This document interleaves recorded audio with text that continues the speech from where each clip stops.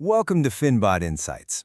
In this explainer, we will deconstruct the concept of investment benchmarks, transforming this often abstract financial term into a practical tool you can use as a discerning retail investor. We will begin by challenging a common perception about performance.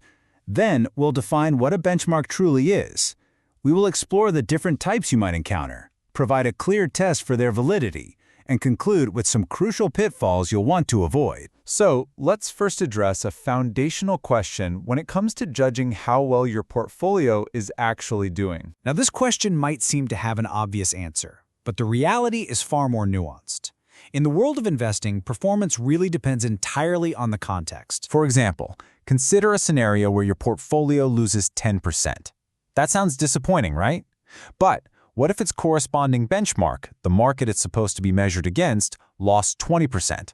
Well, in this context, your portfolio has actually achieved a very good result by outperforming that benchmark by 10%. This brings us to the solution to the performance puzzle, which is, of course, the benchmark itself. You see, a benchmark serves as a neutral yardstick. It's the standard that links your specific investment objectives to the portfolio's results, and it provides a really clear basis for evaluation. Selecting an appropriate benchmark is absolutely critical, and the choice you make depends entirely on the composition of your portfolio. For portfolios that are focused on a single asset class, like equities for example, a published index like the S&P 500 or the MSCI Europe Index is a very common and appropriate choice. But multi-asset portfolios require what's called a composite benchmark. This is basically a basket of different indices, each one representing a specific asset class, with the weights determined by the overall investment strategy. And when you visualize this structure, you can see how a composite benchmark is tailored to reflect a really diversified strategy, one that spans various global asset classes. Now, another approach involves peer group benchmarks, which compare performance against similar funds.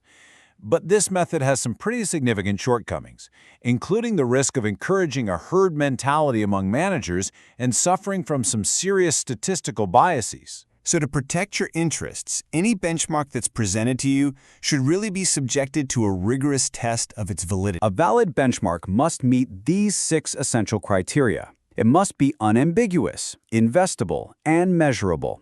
It also has to be appropriate for the investment style. The manager needs to have knowledge of its components, and it has to be specified in advance. If it fails on any of these points, its usefulness as a measure of performance is fundamentally compromised. Okay, now let's examine some of the common pitfalls related to benchmarks and summarize the key lessons for you as an investor. You need to be aware that market capitalization-weighted indices, like the S&P 500, can have significant concentration risk. This is where a small number of stocks can drive a very large portion of the index's return. The infamous collapse of long-term capital management really illustrates the unreliability of some benchmarks. Its catastrophic losses, over 40% of its capital, were just not reflected in the relevant hedge fund index at the time. And this is because hedge fund indices are prone to some pretty significant biases that make them poor tools for accurate performance measurement.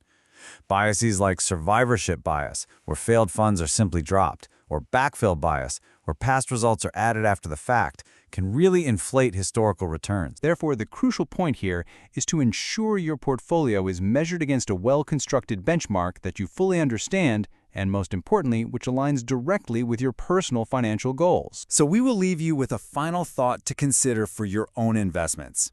Is your portfolio's benchmark truly appropriate for your personal goals? We trust this explainer has provided you with a clear and actionable framework for evaluating your investment performance. For more insights like this, please like this video and subscribe to the Finbot Insights channel.